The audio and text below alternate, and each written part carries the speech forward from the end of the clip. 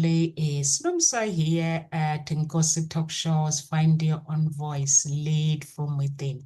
So with me today, I'm with Shireen Lovegrove. How are you, Shireen? I'm good. I'm good. And you? I am well, thank you. Good. It's only two of us today. Yes. Carol Ann, she's not well. And Kamal, I think, is busy today. So Yeah. it's just you and I. Wow. We can hold the fort. Yeah. So the topic today is rerouted when the journey changes, but the destination is still course. So life rare goes according to plan. Just when the path seems clear, something unexpected knocks us off course. But what if data wasn't a setback, but a redirection rooted when the journey changes, but the destination is still calls. It's an exploration of how shift in life and love don't have to derail us, so they can redefine us. So in this journey, in this video, is about building resilience when plans fall apart, finding strength in uncertain and adapting without losing sight of what truly matters. So, Carol Ann, Shireen, what do you guys? If I say Carol Ann's name, please, I'm used to her on Tuesdays. Um, Shireen, what do you think about this topic? It's a really interesting topic, isn't it? It's really important, I think. Um, Very often when things don't go the way we want it to go, we don't stay the distance, right? What is it that happens for us? Because often what happens in relationships, we have an idealized idea of what it could be and should be, and then life happens, and it's really about the capacity that we have to pivot and shift and change, and at the same time be aligned with what is it that's important. So I'm thinking in the sense of where for example in my situation where we were always going to have kids, we had planned to have kids, there were things around having kids. And in a way, a lot of reasons that people get married is to have children, right? And then when that didn't happen, we had to start a rethink. Yeah, we had to start a rethink in the idea of what would our life be like without children, right? We now got a different dream, but still the same dream of togetherness, right? So there's something about, and so that's a bit that is really what this is. We get these shifts and changes that happen, but in relationships, if you're in a relationship and you're working and wanting to be together, because that's the agreement of what you were thinking about and striving to, then it's about how when things aren't going wrong, how do you come back to that main goal, that big goal, which is the goal of staying together and creating a future together, right? So I was reading something really interesting, just a little post that I put up today, which is something like it said from Heart Math. It said, your mind sees the sight and your heart sees the vision. And while I was just leaning into that, I started going off and thinking in a neurological sort of idea. But then all of a sudden I realized, no, the vision is that dream. It's the dream that we are creating, that we're looking from the inside. So it's our inside view, right? Rather than our external view of the world. So when we take an image or whatever, we sort of look at it and we see it from out there. But the vision comes from deep within us. And it's looking further ahead in a different way. So it's like, how do we match what we're seeing outside with the vision that's inside? So when life's giving us all sorts of chaotic things, how do we match that with the vision that's sitting still within our hearts, within our mind, within our soul? Yeah, so those were the thoughts that were connecting into me while I was, I was leaning into it when I was thinking about this topic and thinking about, the journey and how we change. Yeah. So what happened for you when you thought about it? I like it when you say when you guys got together with your spouse, you had plans of having children, but God had different plans for you guys. But what really, really is so powerful about your story is you guys stayed together because the children were not the reason why you got together. You got together because you loved each other, which is so many couples. It's rare for couples to actually stay together if they realize that they can't have children because some is either the other one gets obsessed and things like that. But I just really wanted our audience, if they are listening to this, and just to learn something from it because that is so powerful, and it shows that anything that has been united by God, it cannot be broken no matter what. And it's also, I like it when you talk about the vision. How do you now you had a choice where how do I align the vision that is within me with this one that is outside, and how do I actually, now that the vision we had for our lives and now that vision is changed, so how do we move forward and to really rewrite our story? And you are here today and you're still with your spouse. And I think that is a really, really amazing story that people can learn from it. And I think accepting that unexpected is part of our lives, and recognizing that when plans no longer serve you, allowing that room for change without guilt, without fear, or without blame as well. I think that is amazing. Thank you for sharing that story, Shireen. Thank you. Oh, pleasure. Yeah. It wasn't an easy thing to go through, right? But what really came to the thing is you had to come to a point where you kind of think, well, what is it what was the real reason we were actually together? We weren't together just to have a child. We were together because, yeah, if we had a child, then we would still have this future together. This was the person I wanted to be with. And I think that when we in relationships, it's really, you're a relationship specialist. And, I would imagine that that's something that's really key in helping people that are going into relationships is really to recognize that there's a bigger vision on that, not just the vision of having sex and not have, there are a lot of things that contribute to it, but it really is having that internal vision together of togetherness, right? A togetherness that's going to supersede or supersede or transcend any form of challenge that happens. I mean, it's really, a loss of a child or definitely a loss of a child. It's almost up to half marriages break down after a loss of a child because it is just such a big loss. And Yeah. it's so hard for people to really be able to see the wood from the trees and be able to see there is a bigger vision, right? It takes time. And it also takes a very special way of thinking in order for that to transpire. And so I think when we come into relationships, it really is uh, being very, very clear about yourself. Yeah. One, yes, be very clear about your needs, very clear about things that matter, but be very clear about your vision with this person. It needs to be a shared vision, right? So that you can pivot, you can shift, you can adapt when the going gets tough. Then the tough have got to get going, right? And we have to be tough in this world. Not like tough where we got to go strong, strong forward, but we have to be tough. We have to be resilient. Yeah.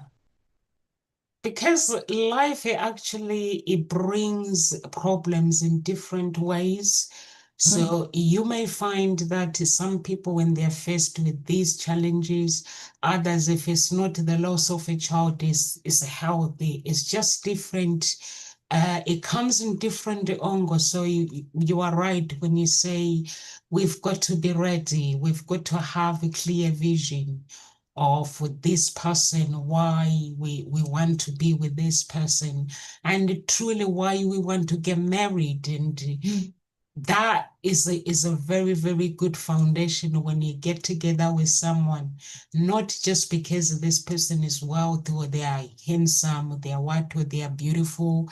It's just going deep and really sitting down and having each other's back. And when gets tough, and just knowing what got you together. I always say to people, when you are faced with problems, go back to the beginning. Mhm. It will help you to understand what were the promises that you both made. Because if you look at the promises, no one says, I want to be in it to get out of it. No, the promises are like, yeah, I love you till I love you till for eternity. There's so many promises that people make, but when things get tough, somebody wants to get out. So I 100% agree with you. And also when you talk about the loss of a child, there's a woman that I followed on Facebook. She lost her son. I think he was 14. I'm not sure if you've seen her. She's in the UK, but she got married and went to Nigeria. I don't know if you're friends because she's friends with me. So her son died, but what really made me realize is her and her husband, because they're on Facebook, they became very, very strong together. Because when someone posts their children on Facebook, you admire them, but then the day when she says it wasn't a sudden death as well. I think they just took him to the hospital and then he died. Mm. So that was it. He wasn't sick or anything. But then when you see that, that can actually torn the family apart. But for them, it was they were it brought them closer because they had another two children.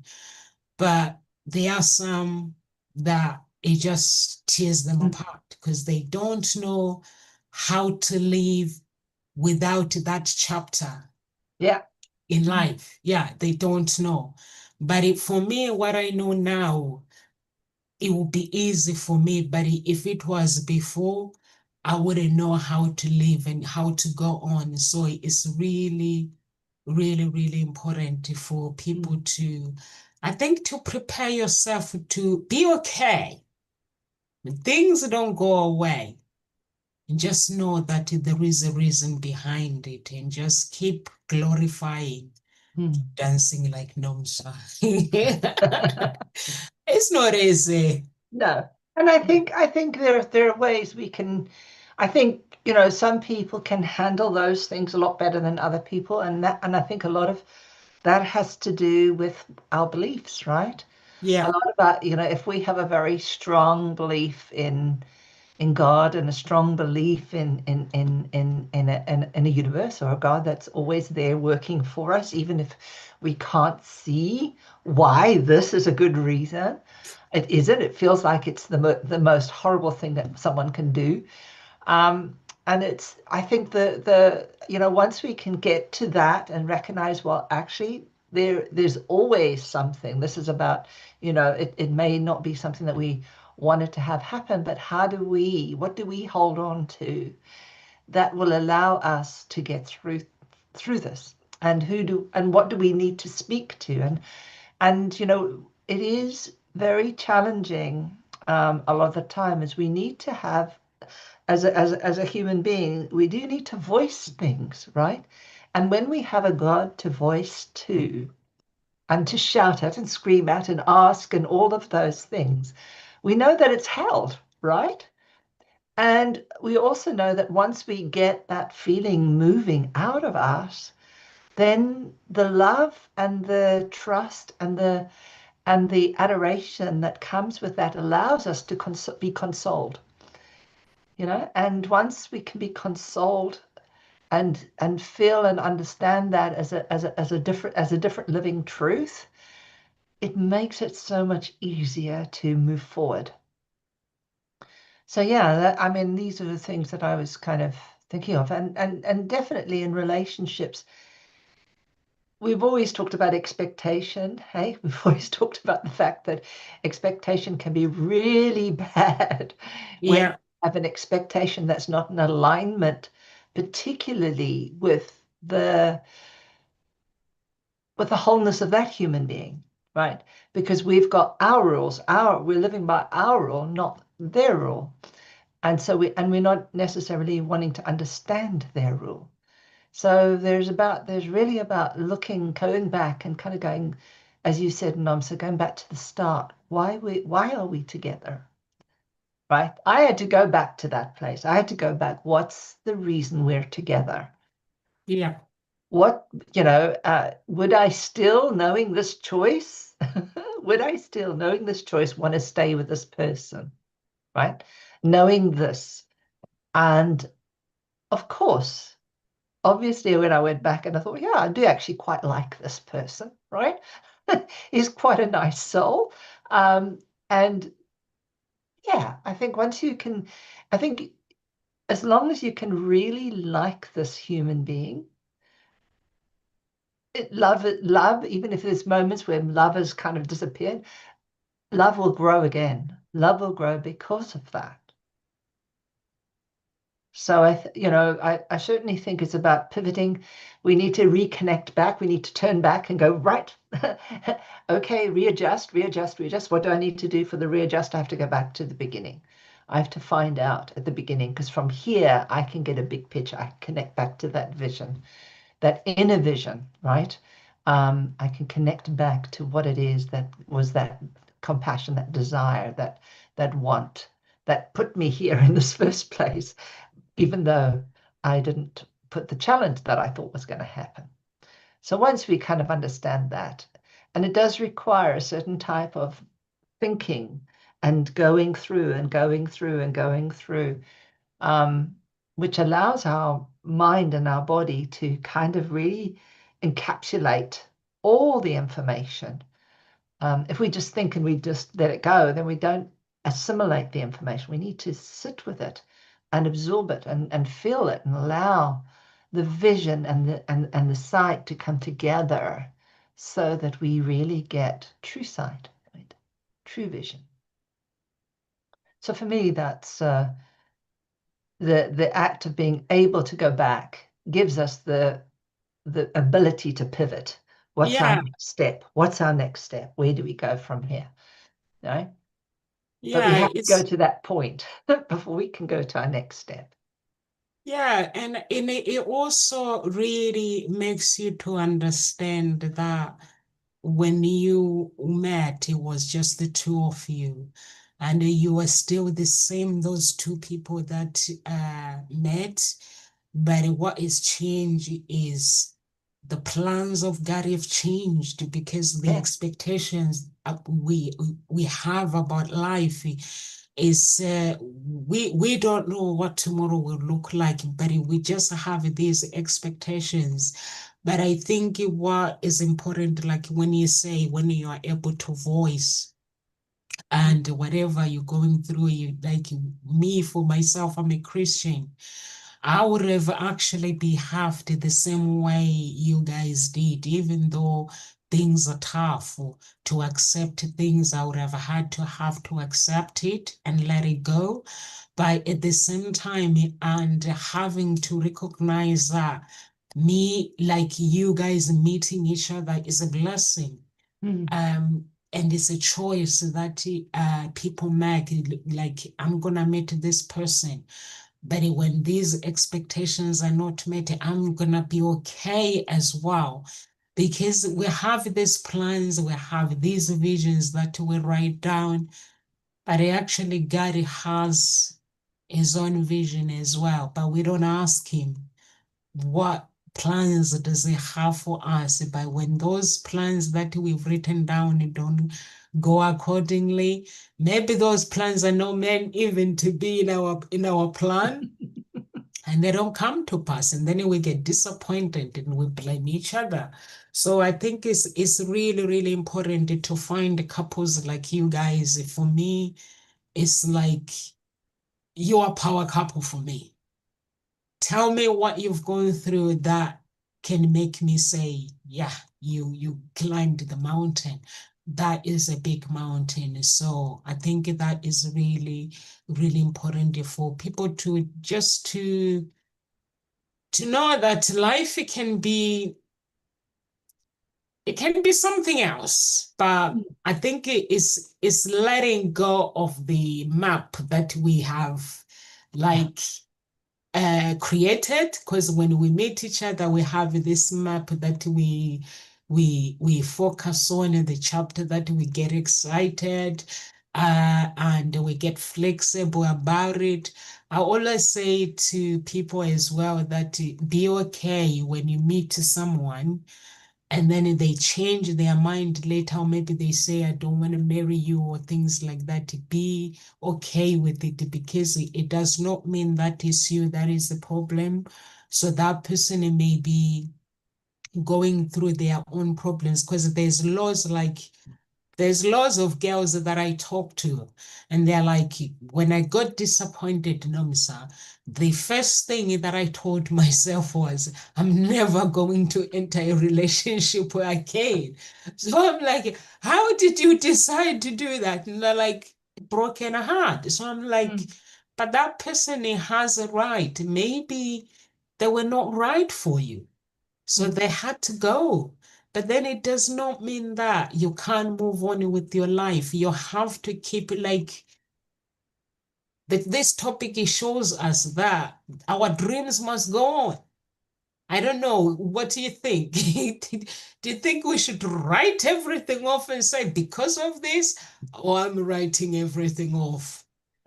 I think I do think there are a couple of things. I Yeah. think there are some things when things need to end, right? Like if we think of our life as a tapestry and we're working on the back end of a tapestry, and only at the end of our life we look back, we see the beautiful tapestry that was created for us.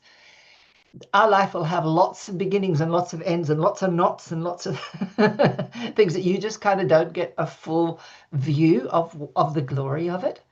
And I think that, there there's always everything is this too shall pass. Everything is going to it changes the only thing that we can guarantee, right?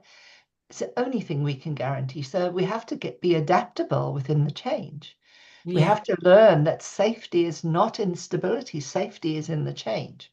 Now, that doesn't mean to say that we've got to be changing every minute of the day in the sense of a conscious changing. What it does mean is that we need to understand that change is inevitable. So when we can do that and we get to accept that, then we can start the process of recognizing that, okay, there are going to be times where there will be this will be stay pretty stable and seem unchanging, but there will be a time, all of us at some time are going to die. All right. All of us at some time are going to, somebody will have to adapt to the fact that we're dying, right? Or we have to adapt that someone else is dying. So therefore, we can't stop that. We just know that we have to accept that we're enjoying the time that we're with them so that when that does happen, we have had the full, right? We've had the full of it and we've enjoyed it and we've blessed it in its own particular way. So I think that if we can recognize that our real superpower skill is adaptability, the ability to go, that wasn't in God's plan. Great. Well, let's find the new plan, right? Let's go inside and ask for the different vision, or ask, well, that wasn't the right way I need to go about this vision, right? So what do I need to do? And that was where I think your going back to the start is so important. I think, when we want to pivot, it's really about recognizing, that wasn't in the plan. I made these plans, but hey, that obviously wasn't the divine plan. Right. Does that mean that I need to let go? Or does it mean that, hey, this plan is still good? I just need to find a different plan, right? A different way to enact the plan, or to find a different route to that vision over there. The plan is just how we're going to get there, right?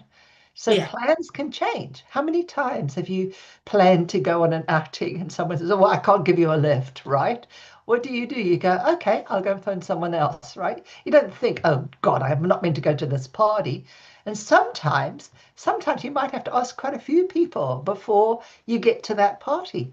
But then you go and have a great time. But you didn't for 1 minute think, "I'm not meant to go to the party," right? So it's the same kind of thing. It's about recognizing that there's flexibility. Every plan that we make is never concrete. It's always going to be susceptible to change. And we need to think about, okay, if this does change, what can we do instead? What can we do instead? How can we do it? So when things are a problem in a relationship or a struggle, and most struggles, thank goodness, are not about a death, and they're not necessarily about anything that's too big. There are lots of people with big problems, but in general, it's just about, that plan didn't work. Right. What's the next plan? If that doesn't work, can I do a B plan? Can I do a C plan? And have those little ideas of what A, B, and C are there. That gives you stability. That gives you a sense of confidence, and that gives you a sense of yeah, I won't just say a sense of confidence, but a sense of being able to stay aligned in that vision of what we're aiming for, right? To stay aligned in the vision so that we can get to that destination and beyond, because the journey is actually really the destination. It's not the end. Yeah. Yeah. The journey is a destination, is an unending. So we just have to keep retweaking life and retweaking Mm, life. And sometimes there are times where, like what you're saying, Shireen, that we have to be adaptable um, in the change. Like us human beings, our superpower skill is to understand the power of adaptability and just being able to change things. I 100% agree with you on that part. And I think it's really nice for people to like when things don't go according to our plan, to acknowledge that feeling of disappointments. Dr. mm, Biget calls it unmet hope.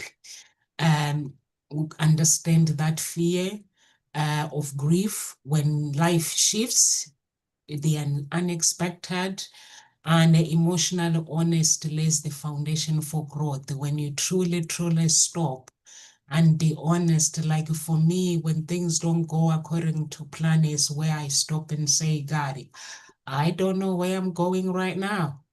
So can you take over and help me? So I find when I declare that out loud is where I might get a phone call, somebody coming from nowhere, or somebody who has not called me for a long time, and they just calling me to actually offer me help. Or sometimes they just have some ideas, and those ideas is maybe could be things that can help me as well. So I think it's really important when things get tough, and to know that um, is the skill, is how willing to live our each and everyday life when we rewrite our stories and walking through the unknown. And that's what God is for. Some people always say, I don't believe in God. And I'm like, but when I get stuck is where I speak to the Holy Spirit and say, Holy Spirit, take over. What do I do now? But sometimes God can go quiet. mm. Sometimes he can also decide to go quiet, to not respond. When he goes quiet, it means he says, stand still. Don't move, stand still. So meaning that he wants you to recognize the journey where you're going, accept it before you can go to the next step. So I think that is really important for people to really take your advice, Shireen, the power of adapting things. Okay, this is not working, so let me do this, let me do that. So yeah. Yeah.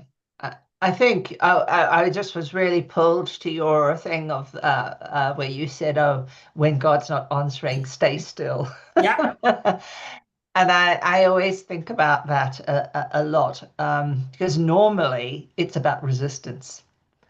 Normally we're resisting God talking to us. All right, whatever we believe God to be, the universe, she God, a mother God, mother, father God, doesn't matter. All that is, it's about that resistance to what God is actually telling us.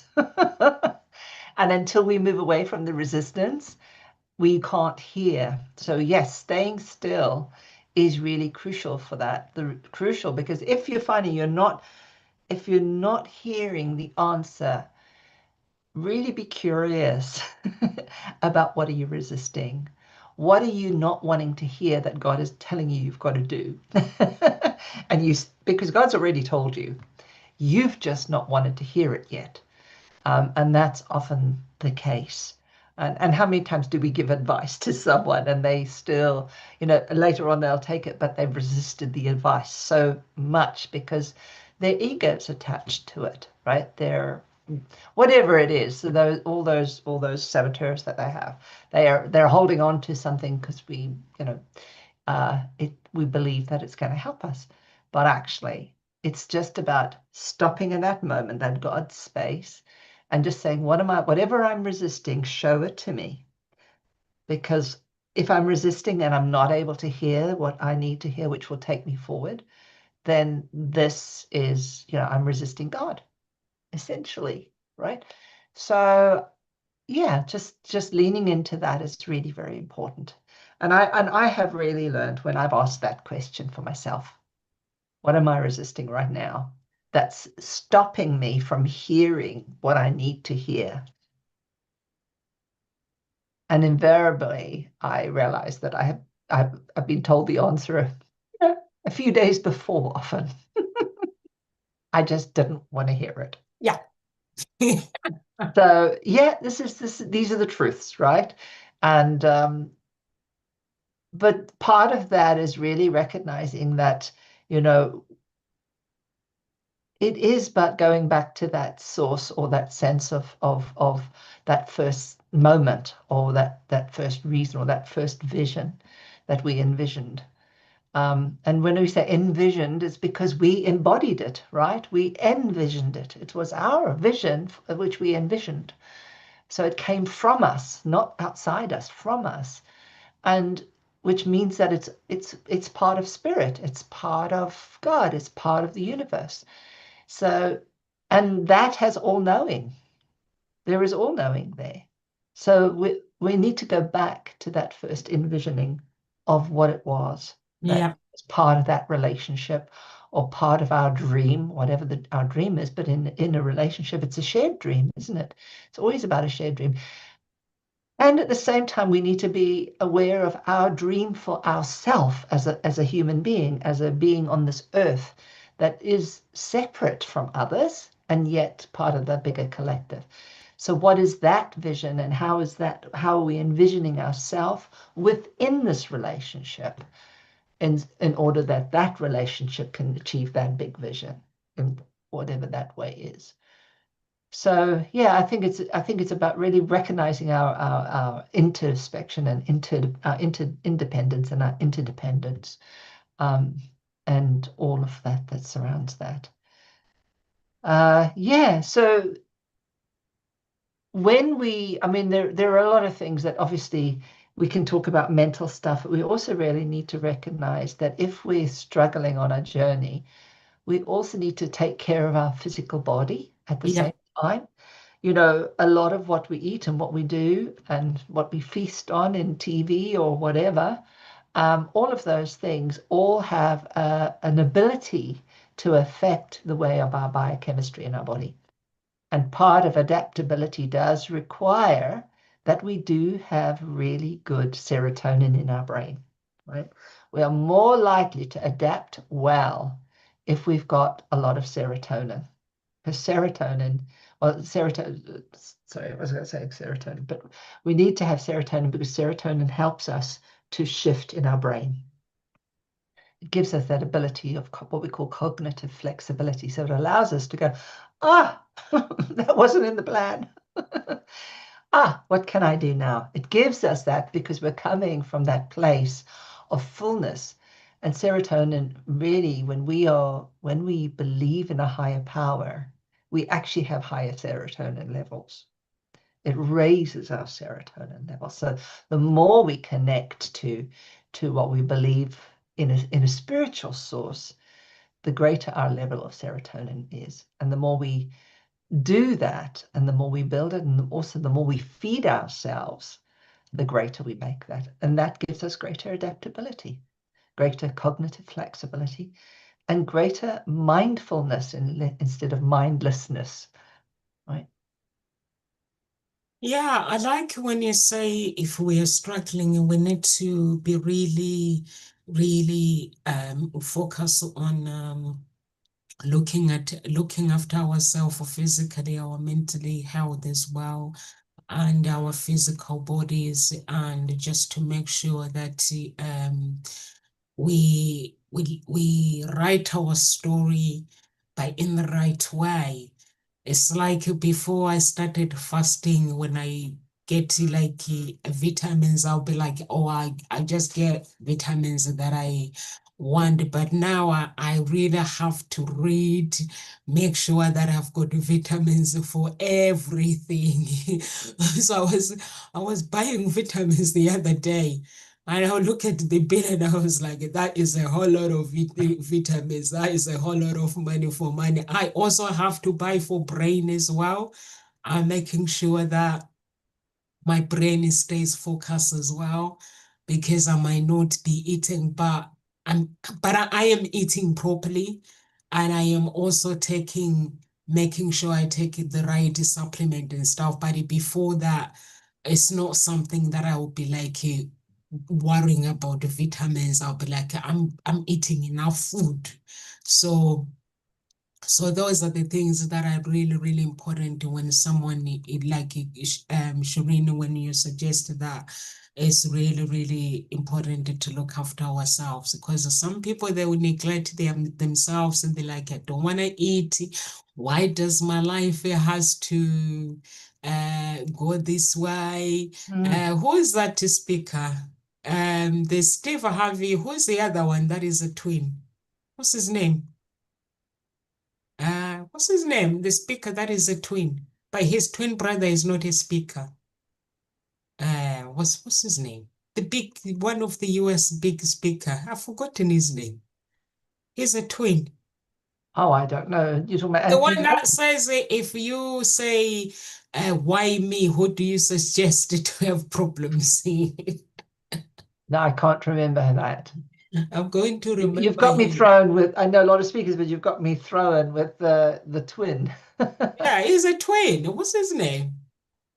It's like I is one of my favorite speaker with Tony Robbins. So I don't know why I've forgotten his name.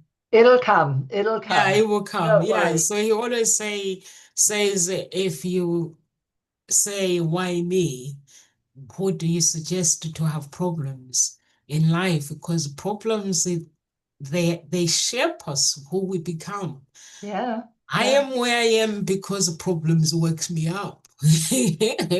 So I had to realize that I needed Mm. to wake up. I needed to change things around in my life. So I think that is really, really important for people to actually be prepared when our expectations are not met, to rewrite our stories and be like adapting emotions, resilience, and like work on our inner compass, because the resilience is about toughness, and it's Yeah. about learning to bounce back when life it does not make sense with clarity.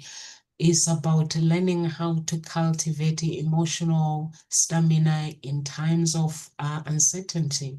Mm. So those are things that are really, really, really important. Um, when I was with the Hope's daddy, she used to say, my oldest daughter's father, he used to say, I don't care. He is when we have problems, he used to say, oh, you don't care and stuff. But as I used to say to him, the thing is, I do care very, very much about problems.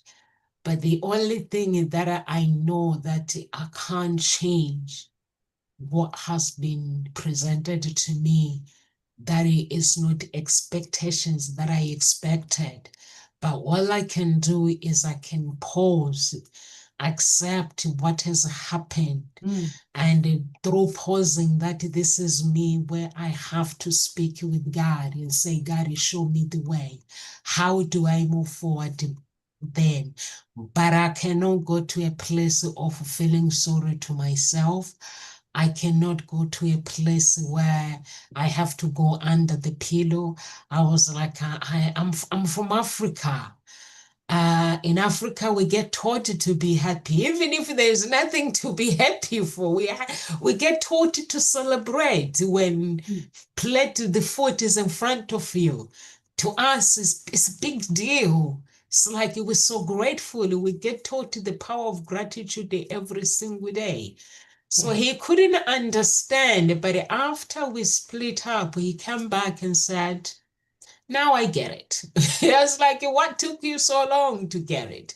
Because if you go with the problems will drag you with them. And you end up with the healthy problems Mm. with which is not necessary. But you can accept it and say, you know what? What's the way now? Universe, God, I'm being told you are the creator of the universe. You are the earth. So what's the way forward now? And Mm. then rewrite your story with grace and not blaming yourself because we don't know what tomorrow is going to look like. We make plans, plans get changed. So me, I celebrate when things don't work out, Shireen. I just sit down on the sofa and I'm like, okay, what's next? Yeah, I think it's um, a really good technique to model Yeah, what's next. And what's I think, next? and I think what's really key and pivotal is that we are designed neurobiologically to look for negative, right? So we enhance the negative naturally because that we came from an environment that was very unsafe to start off with. We were eaten many, many thousands of years ago. So what at least that DNA or that part of that memory is still there, that imprint is still there. And if you had to really look at what happens in the brain, we know that there's a negative deflection always. And it takes quite a lot to bring it back into center.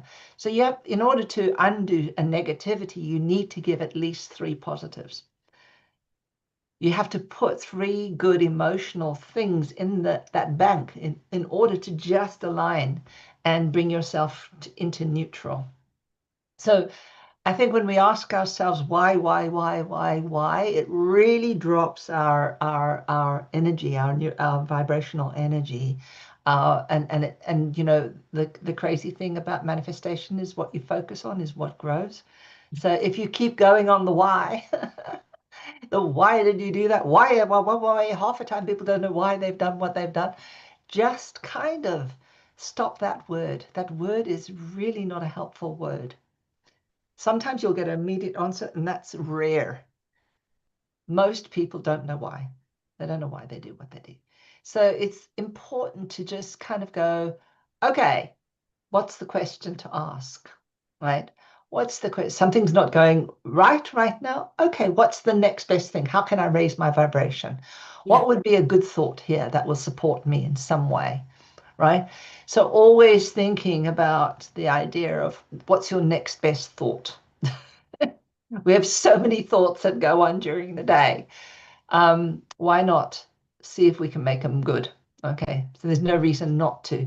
So what's the next best thought that comes into your mind so that you can just raise your vibration 1% is enough to start the shift that you start to feel that little bit better and a little more boost in serotonin and dopamine release. So all of these things help us rewire and reshape our brain and reshape our neurology, and reshape all the feelings that we have. So we have a different memory to connect back to. So yeah, so I think it's really super useful when you go with what, how, where, who, what, how, where, who, whom, these kinds of questions when you're asking them, because they're very specific. And then there's, what can I do next? What can I do now? This has happened. What can I do? What can I do? Using those words can be very, very powerful in just shifting you from drifting into that negative spiral, where you can shift into the next spiral, which is an upward one, a one that'll take you to that higher vibration where you can now think a little bit more freely. Yeah. So I think in relationships, it's really key when things are a struggle is just to go, well, what can I do right now? What can I do right now that will support myself? What will support this person? And what will support my vision? What will support my vision? Well, maybe it means walking out and not saying anything mean, right? It could be as simple as that. And I know that sometimes I don't. Or maybe what would support this is me go and apologize. If you were doing something that wasn't the best, go and apologize. It may not seem great, but if you use those words, as Dr.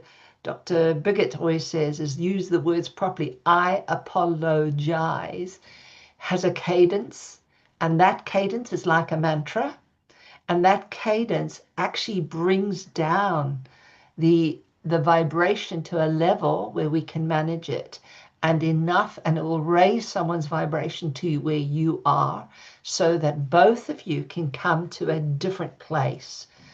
So it's really important, is to really truly honor what you need to do. With what can I do now? Right, I need to apologize. Okay, I go and find a way to apologize. I go and say, when would be the best time? You might not feel like you want to do it right now, because that's quite normal too, is just go, when would be the best time to apologize? When would be? So there's something about a little bit of a plan that you could make. Well, okay. And that will take away a lot of the negativity because you've already gone into action. You've already gone into a place of adaptability. So Yeah, what's my yeah, next thought? What's the next plan? What's the next thing? Right? So I just ask yourself, and it's a simple word to use. It's not a difficult one. I like that. Yeah, I like that what you're saying, Shireen. And also like, when you talk about the vibration, like the energy, what we focus on, it becomes to reality. I think that is really, really important that when our expectations are not met, to actually really go to a gratitude place where, like, when you say, what's next? Like when you ask yourself that question, and then you look back and then you have that gratitude as well. Because there must be in life where you got stuck and then God pulled you through, where you can look back and say, if I can come out of that, that means that I can come out of this thing as well, and just really learn. I think it's learning the skills of rewriting our stories each and Mm, every day, and trusting ourselves again, mm, because when things go wrong, doubt it often follows. yeah, And rebuilding that trust of making decisions, and like trusting our intuition, having the ability, like you said, having the ability to move forward without regret. yeah, yeah, Yeah. yeah. And I think as you're saying, it is so important that that when we need to stay still, we stay still. I think that's a key thing, because in between the space between the stimulus and the stimulus and the response is the God space. That's the space of that silence when we can reset and re-zero. So it's a really important place to stop in that place of, but it does require us to go, Ah, what am I resisting? Ah, stop, stop, whatever it is, stop. And it has, and I love to think of it like we're all wired in, and the stop is just like pulling all the wires out. And then we're left unwired so that we can rewire. And I think if we can think of it like that, it means that we now get to choose. We now get to create a different connection, a different way of being. And it does literally happen like that. When we have a signal going across a nerve synapse, basically, when it crosses over, the nerve it has no more going across, it stops. So what you want to do before things can clear away, another signal can't go across. So it's that stop time. When we can hold that level of neurochemical in there doing its work, then we can absolutely shift. So an emotion just takes a matter of less than 40 seconds to clear out from the neural network. If you can hold for that long, you've done a damn good job, because guaranteed you will have a different thought that's not so negative if you've done that purposefully. So I think what we're really talking about is how do we consciously adapt on purpose, right? How do we how do we do it on purpose? This is how do we live a more purposeful life in the creation of that vision that we have envisioned. So as you know, as when we're in a relationship, we have to be purposeful, right? We have to. We have to go, okay, this hasn't worked. What's my purpose here? How can I be purposeful in the next step? What's the next step? I mean, I've just realized I asked my partner to do something this morning and I haven't actually gone and hugged him and said thank you. So straight after this, I'm going to be doing that, right? Yes. Because I realized I hadn't done it and he does need it. So it's just kind of recognizing. So that brought a thought to me. How can I give him a bit more love? How can I give myself more love by giving love? So it's kind of like recognizing you both get the benefits in it, but you also are working towards that vision. And as I said, the apologize. There's some secret skills you can learn. These Yeah. are skills, right? There are skills, and we don't always get taught them because a lot of our life is just living it. We don't realize that we absorb a lot of skills, but we don't realize how to use them on purpose. So this is about how do I have a relationship on purpose? How do I learn to adapt on purpose? How do I learn to love with purpose? Yeah. Yeah. That's you're giving us food for thought there, Shireen. Reconnecting to our big why in our purpose. I think that is really, really important. For me, what I will leave with you guys, based on what Shireen has just said, is sometimes the destination changes entirely. But what we need to do is we need to learn how to embrace a new reality with peace and pride in how far we have come. And for me, this is what I use all the time. Sometimes the people they say, Nomsa, I don't understand you. And I'm like, what is there to understand? If I have come to this destination that I did not expect, so all I have to do is now is I have to stand still and like reconnect, because it is the connection that you need. And knowing your purpose, what's my purpose, like Shireen, you said. And you'll find that it solves so many heartache, so many problems. So I think that is really, really, really important. So guys, do you have any words of encouragement, Shireen? No, that I think we've pretty much said everything that Yeah. we need to say. And I think the for me, I suppose the takeaway is that when I started to use those words, love with purpose. I think that's really powerful when we think, how am I living with purpose here? And then the other thing was, what am I resisting when I don't want to hear what God is saying? How do I, to check in if I can't get an answer, if I'm not getting an answer, what am I resisting? I think it's a very powerful way Resisting the to truth. get to get an answer that you probably don't want to don't want hear. to hear. But yeah, and to get the real truth, right? Yeah. Because it helps you bypass and kick. So we need skills to learn how to bypass our negative thinking. And that's one. Just kind of say, head on, what am I resisting? Ah, there has to be something. Otherwise, I would have heard, because I know God talks to me all the time, right? Yeah, thank you so much. Thank you so much, Shireen. Guys, if you're watching from YouTube, please do subscribe to our channel and Ngozi Talk Shows as well. We have a group for Ngozi Talk Shows and we have Unique Billionaire Mindset on Facebook. Please do join those group and follow Shireen. She's doing a series at the moment. Please do follow her. If you have any questions, do message her, or if you want coaching with her, do message her as well, or you can go and book her at www.hseia.coach, and or you can contact me direct through social media or through the website as well. The contact numbers and office numbers and emails, everything is there. Even on Facebook, you can find my contact details. So please do get in touch, guys. Live with grace for now, and I will see you guys tomorrow. Shireen will see you next Tuesday. I don't know what they have for Tuesday next week.